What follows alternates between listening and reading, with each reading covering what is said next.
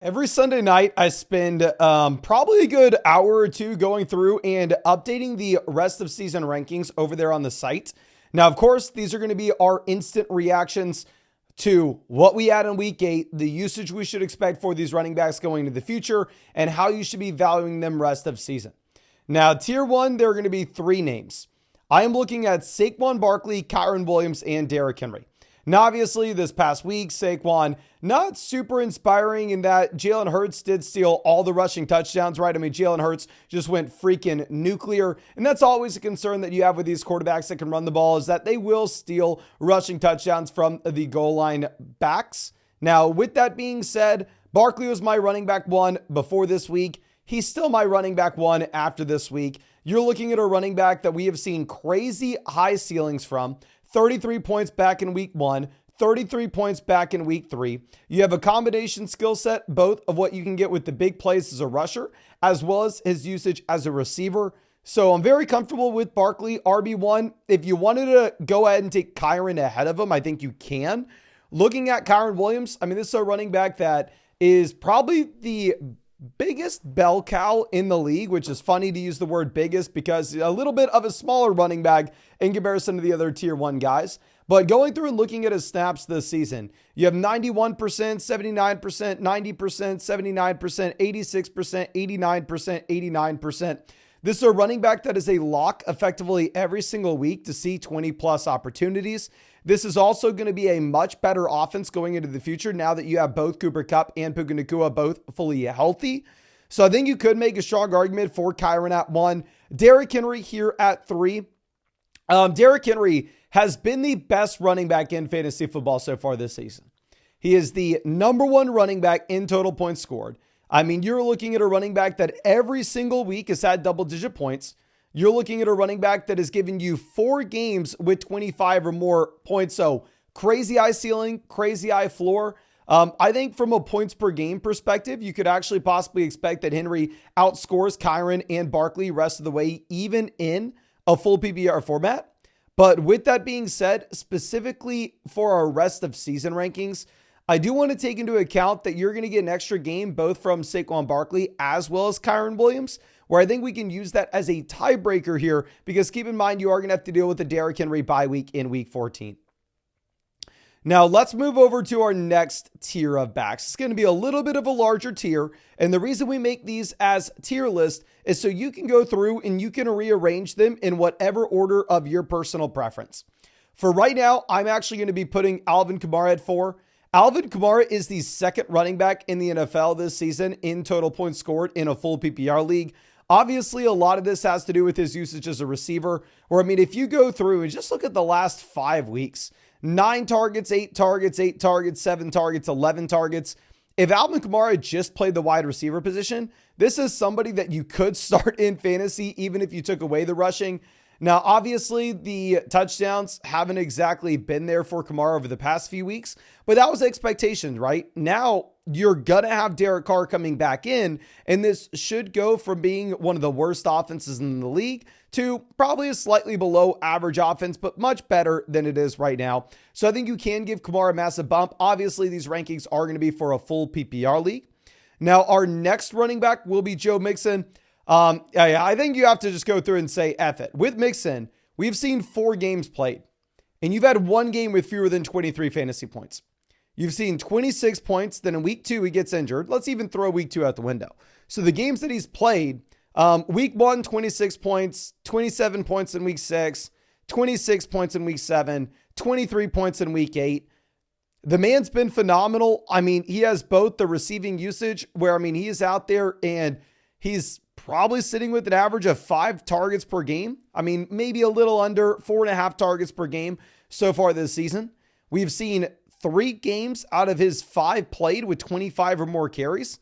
This is a Texans offense that wants to run the ball over and over and over again. That looks like it's not going to be changing, especially with the injury that you have now to Stephon Diggs. So fire up Mixon.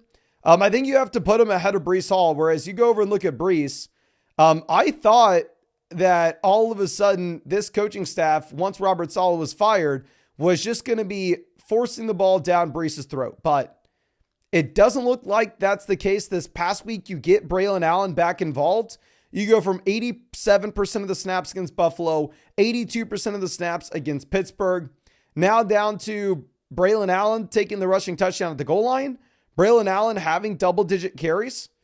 So it is a little bit frustrating. Obviously, Breece is one of the elite pass catchers here at the running back position, where you're looking at a running back so far this season has had 6, 8, 5, 5, 4, 6, 9, 3 targets. So the receiving usage is great, but the offense also isn't as good as what we thought it was going to be this season.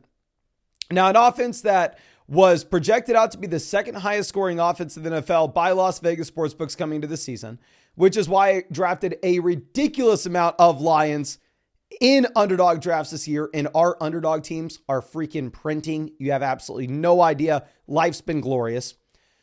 Jahmyr Gibbs is a running back that, yes, you're having to deal with David Montgomery, but it frankly does not matter with how good this Lions offense has been. You're looking at Gibbs as a running back that has had 0 games with fewer than 10 fantasy points. I mean, over the past 2 weeks, the man's averaging 26 points per game. Now, to be fair, this Lions offense is very unique in that we could assume that, in most offenses, Gibbs maybe has, the Alvin Kamara stat line as a receiver, that he is seeing 7, 8 targets a game.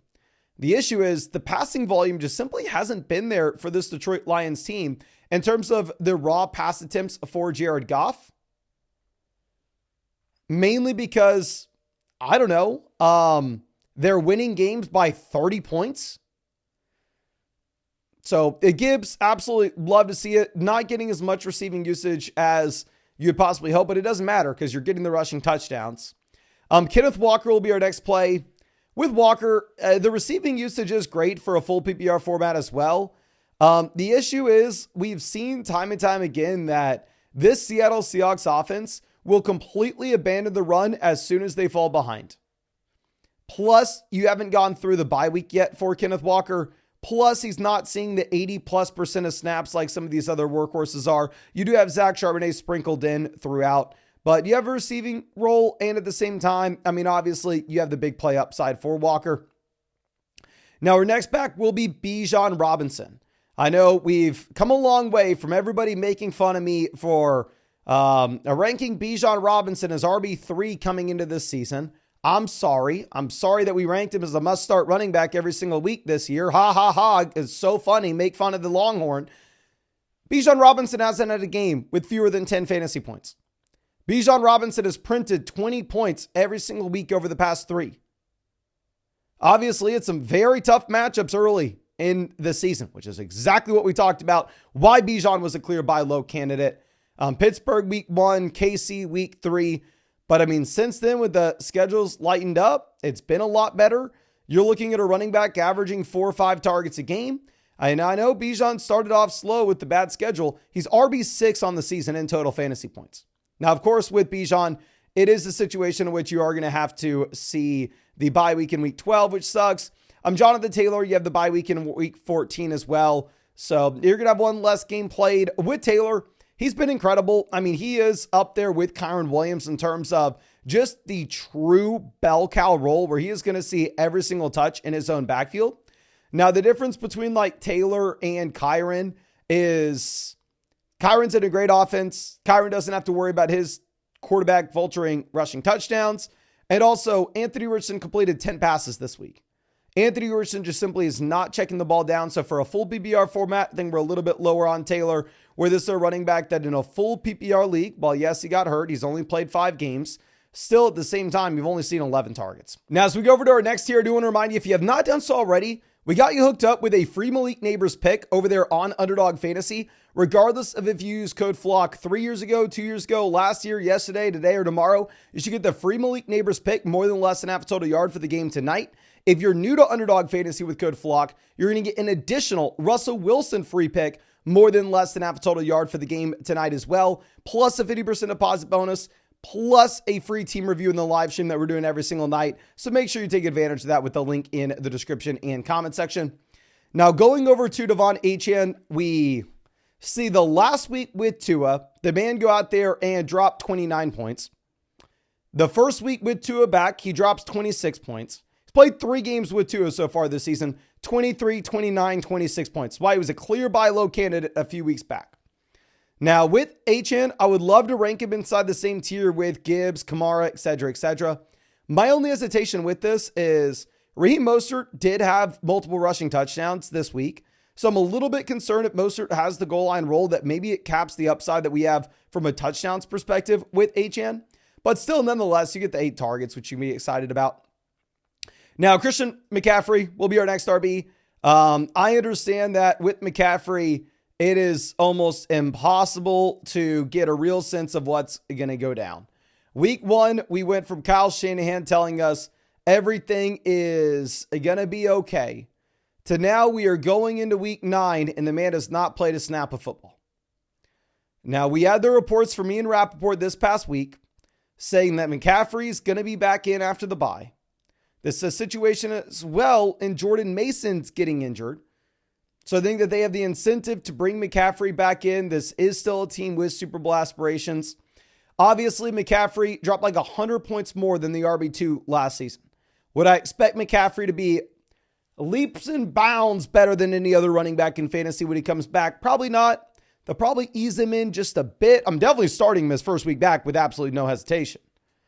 But I think that there's a good shot he comes back this week. Now, if I was a team that was 2-6, am I trading for him? Hell no.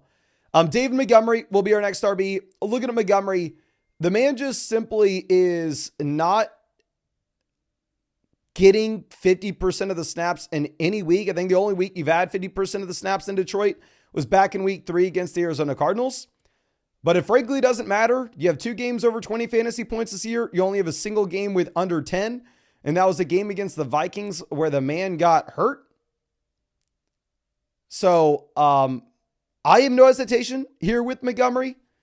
I think Montgomery is still low-end RB1, high-end RB2 every single week. Clearly Gibbs is the RB1 in this backfield. But you just have so many points to be scored here in Detroit that Montgomery is still a must-start player every week. James Cook will be our next option. If we are looking at Cook, I want to be brief here.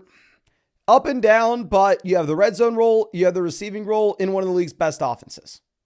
That's why he's a must-start player every single week, regardless of the matchup. Obviously, you can tell the running backs in this tier aren't going to give you the same type of floor as the running back in tier 2 will. Going over to Josh Jacobs. Jacobs, we finally have the first 20-point game in week 7 against the Texans. He follows that up with a 25-point game against the Jacksonville Jaguars. Now, I just simply don't know what to expect with the Jordan Love injury. If Love misses, it's not great for Jacobs. Obviously, it negatively impacts the receivers in this offense more than it will negatively impact Josh Jacobs. But still, it'll hurt Jacobs. You want Love under center. You want this as one of the league's best offenses. But if Love is good to go, it's one of the league's best offenses, and Jacobs is going to go out there and average 20 opportunities a game. Now, Aaron Jones will be our next back. You've definitely seen the Vikings slide here just a bit. But I mean, if we go through and look at Aaron Jones and remove the week against the Jets that you had, where obviously Aaron Jones gets hurt right at the beginning of the week in that London game. Over the past 3 games that he's played in full, you've seen 82%, 72%, and 92% of the snaps. Whereas you go back to the first 3 weeks where you're at 55, 61, and 60, they really have expanded Aaron Jones's role as the season's gone on. Now, obviously, there's been a Vikings offense that has scaled back just a bit. It has regressed. But obviously, Sam Darnold wasn't going to be the MVP of the NFL this season. I think it's natural to expect some regression here. Now, going over to our next tier, these are the guys that you can possibly come up with some red flags for. Brian Robinson, our red flag will be that he's not going to catch the ball the same way that these other running backs will. We only have 1 game with 20 or more fantasy points. Now, at the same time, you only have 1 game with fewer than 10. So Brian Robinson's been a high floor running back so far. Just the ceiling may look to be a little bit capped considering the fact that you don't have the receiving usage. J.K. Dobbins will be our next RB. Here with Dobbins, you're looking at after the bye, a running back that is just getting absolutely everything here in his backfield. After the bye week, we saw 27 opportunities against the Broncos. Against the Cardinals, we saw 17 opportunities, and that was a game environment in which Justin Herbert aired the ball out, and they kind of abandoned the run. And this past week against the Saints, you get 24 opportunities for J.K. Dobbins. 7 of those come in the form of targets. So Dobbins has turned himself into a true 3-down workhorse in this Chargers offense. It's a Chargers offense that has shown that they do want to run the ball when they can. But it may be the hesitation you have with Dobbins. Obviously, you have the long list of injuries. That's always going to be a little bit of a concern. But it's also a little bit of a concern here with James Conner. I have James Conner in the Flock League as my running back 1. I know you're going to laugh at that, but hell, we're 5-3. We're cruising. But anyway, if you're looking at Conner, kind of the same issue in that you don't have the usage as a receiver. Now, I figured at this time of the year, we are going to expect to get a little bit more Trey Benson. Now, the issue is Benson has seen the field not at all. So it sounds like James Conner's is good to go. And with Conner, he does have the best fantasy football playoff schedule of any running back. The issue that you have is we haven't seen him ever play a full NFL season. The man was drafted in 2017. DeAndre Swift will be our last RB here. If DeAndre Swift would have got that rushing touchdown at the end of the game instead of Roshan, I wouldn't have had to sweat out my matchup this week till the very, very end. But Swift, I mean, over the past month, you've had 29, 20, 21, and 19 fantasy points. He's averaging 20 points per game. It's been great. I mean, this week you don't get the usage as a receiver, but previously you had 5, 4, 7, 2, 4 targets. I mean, he's still going out there and averaging 20 opportunities a game. It all comes down to what you expect with this Chicago Bears offense, and if you think Caleb's going to be able to continue to improve going into the future. Now, dropping down to our next tier, these are the guys that you can't lock in as must-start players every single week. If you're playing in a 12-team format, I would say the top 20 running backs in these tiers, you're starting every single week, almost regardless of the matchup. Here, starting with Tony Pollard, I could definitely see myself benching Pollard now. With Pollard, the reason why I'm going to have a hard time ranking him lower than this right now is if we go through the opportunities this season, 20 opportunities week 1, 23 in week 2, 10 in week 3, but then 24, 20, 22, and 24. Tony Pollard's averaging 20 opportunities a game. He's getting the usage as a receiver. Now, obviously, it's a garbage offense. We understand this. But you're already through the bye. If Spears comes back this next week, you probably lower Pollard to the bottom of this tier. But it's super safe volume, specifically as a receiver as well, which obviously in a full PPR format is going to raise your floor, even if you're in a garbage offense. Now, Chase Brown is in a great offense. Chase Brown, you would hope to see him continue to expand his workload here in Cincinnati, but Zach Moss does actually see a few more snaps than Brown this past week. It's interesting that, I mean, Zach Moss is playing a bunch of snaps, but Chase Brown's seeing all the carries. The issue is Zach Moss getting some of the usage as a receiver here, where Chase Brown's definitely not giving you a 0 in that area. I think Brown is definitely more upside than Pollard rest of season, but Zach Moss has a much larger role than Spears does. Javonte Williams will be our next running back. To be completely honest with you, I'm probably being a little bit too negative with Javonte here. The man has 22 opportunities this past week. My thing is, you play the Carolina Panthers. You play the Panthers in a game environment in which the Denver Broncos go out there, score 4 touchdowns. You're projected out to be a top 5 offense in the NFL this week, according to Las Vegas sportsbooks. You had a double-digit spread on this game. And Javonte, who I wanted to say was going to be a top 10 RB, comes out and gives you a 2.59 yards per carry. Super frustrating. The receiving usage is very safe for your full PPR format, though. He is averaging about 4 targets a game this season. And he's consistently getting up there to anywhere from about 10 to 16 carries per game as well. So Javonte, the usage has been safe, but I do think that this Broncos offense could regress some as well. Rachaad White has had back-to-back great weeks here. I mean, Rachaad White, before the week 7 game, the last time he had more than 10 fantasy points was back in week 1. But he comes out in week 7, and with only 48% of the snaps, you have the multiple receiving touchdowns, you get the 29 fantasy points. This week, you get the 6 receptions, including the receiving touchdown. You get the 15, 16 fantasy points. My issue with White is while the receiving usage looks great, the offense looks great with Baker. Bucky Irving actually had more opportunities this week. Bucky Irving played a lot of snaps. So it's hard to call Rachaad White like a must-start player right this second. Najee Harris will be our next running back. Like I said, I am recording this before the Giants game. If you're watching this before the Giants game, I'd highly recommend you go take the Malik Neighbors free pick, more than less than half total yard on Underdog, only with code FLOCK, link in the description comment section. If you're watching this after Monday night's game, you can go laugh at me in the comment section. But what I'm looking at is a running back that, since Jaylen Warren's come back, he hasn't had any role as a receiver. I mean, yes, in week 3, he had 5 targets. Yes, in week 4, he had 6 targets. But outside of that, those were games with no Jaylen Warren. You've had 2, 2, 2, 2, and 1 target. I don't believe Najee is a player that has consistent big play upside.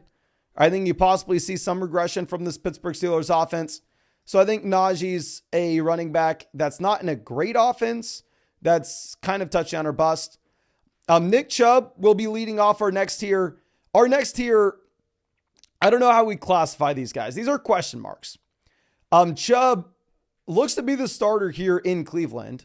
This Browns offense with Winston is maybe better than we initially gave it credit to be. But with that being said, we know Nick Chubb's going to have nothing as a receiver. You've seen the efficiency drop as well since he's come back from his injury. I mean, even in a game environment in which you win against the Baltimore Ravens, and I mean, Jameis gives you the best game that you could possibly have expected, you do actually see only 5.2 fantasy points for Chubb. Now, of course, we can expect Chubb probably to get better as the season goes on. Stevenson will be our next RB. I have Stevenson in the Flock League, and I'm just so freaking tired of this dude.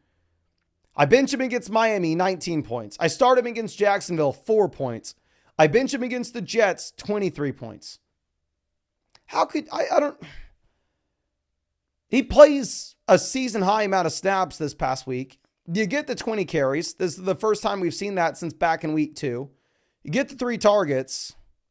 Is it really just that Ramondre is going to crush in any game where the Patriots win, and Ramondre is going to be a dud in any game in which the Patriots lose? It's so tough where it feels like the floor is incredibly low, but the ceiling is there. It's very difficult to rank these next guys like Kareem Hunt, Jonathan Brooks, Isaiah Pacheco, and we'll throw Chuba Hubbard in. Hubbard is the tier below.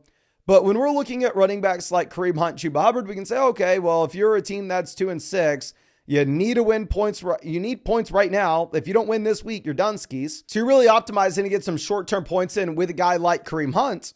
Whereas if you are the team that's 6-2, go, okay, I don't need Hunt. Just give me Pacheco. Give me the long-term upside. And same thing with Hubbard and Brooks. So it is tough for me to rank these guys here rest of season. Obviously, I think this comes down to your specific team and how you value them yourself. Going down to our next tier, we're going to be looking at Tank Bigsby.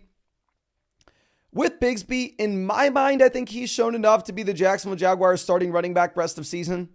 I do want to reiterate, of course, you are in a situation in which the receiving usage just simply is not going to be there. You actually have a career high game catching the football for Bigsby this past week with 3 targets and 2 receptions. Beautiful. You'll love to see it. But if Etienne comes back in, this will go back to being a running back by committee. I'll throw Jordan Mason here at 33. You can put a big time asterisk on this. Obviously, we have no idea how to value Mason with the shoulder injury that happened literally like 30 minutes before I recorded this. Also, you have the potential McCaffrey news with him coming back after the bye week. All I will say is if McCaffrey does come back, there is no world in which you can start Jordan Mason. And then Travis Etienne here at 34. He could very easily end up being the guy over Bigsby. I'd probably just prefer the healthy player at this point. It's very difficult to go through and try to figure out how to rank Rico Dowdle. Looking at Dowdle going into the bye week, you had 3 straight games with double-digit points. He looked like he was taking over. Then we get the news that Dalvin Cook's going to be active. Then we get the news that Rico Dowdle's dealing with an illness. This Cowboys offense kind of feels like it's falling apart. Dowdle would still be the running back I prefer in Dallas, but it's not super easy. And then looking at Tyrone Tracy, obviously, like I said, recording this before the Giants game. What I'm expecting right now is I'm expecting Tracy to be the RB1 here in New York. Obviously, Singletary comes back this week and Tracy still sees over 60% of the snaps. But with that being said, this does look to be one of the worst offenses in the entire NFL. I don't think that Tracy is some superb level talent. So I think you're looking at just kind of an average running back in an absolute garbage offense. And in that scenario, I don't know how excited we are for Tracy. Alexander Madison will be our next RB. With Alexander Madison here, he's usable. You just have no ceiling. It's a garbage offense. He's not a good running back. Obviously, it was a tough matchup against the Chiefs, the toughest matchup against the Chiefs. I mean, you see 15 yards off of 14 carries. 5 receptions to get 29 receiving yards. So a total of 19 opportunities, you're looking at like 45 yards for Madison in this game. But the thing with Madison is the opportunities are consistently there, right? So I know Corey in the Flock League actually went out there and he traded for Alexander Madison before this week. Probably a pretty good move on his part because he was desperate. He didn't have a running back too. If you're really desperate in a deep league and you just need some guaranteed touches at running back, Madison will give them to you. Now, dropping down to our next tier, we're going to look at Bucky Irving. Bucky Irving, actually, this is a clown thing. Bucky Irving needs to be the tier above this. Bucky Irving, you can make a strong argument to have him over Madison, Tracy, Dowdle, Etienne, Mason, Bigsby, Hubbard.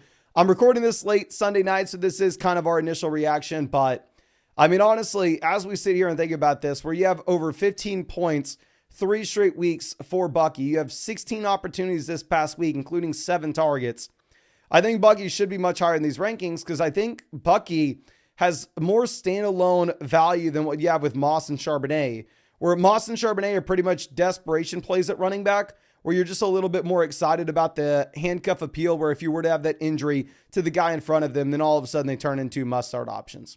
But yeah, Bucky probably doesn't belong in this tier. I think Bucky needs to be the tier above and potentially at the very top of the tier above as well. But I really hope that I was able to help you out in some way with this. Of course, I'm trying to help you out as well. We hooked you up with that free Malik Neighbors pick, more than less than half a total yard for the game tonight. That's regardless if you use code FLOCK and Underdog 3 years ago, 2 years ago, yesterday, today, or tomorrow. As long as you use code FLOCK, you'll have that free pick. If you're new to Underdog and use code FLOCK, you'll get an additional free Russell Wilson pick, more than less than half a total yard as well. And a 50% deposit bonus up to $1,000. And a free team review in the live stream that we're doing every single night. Just make sure you set up an account on flockfantasy.com with the same email address as your account on Underdog Fantasy. That way we're able to go ahead and credit you with that free team review voucher. But thank you again. I really appreciate you. And I really hope I get to see you out in the live stream later tonight.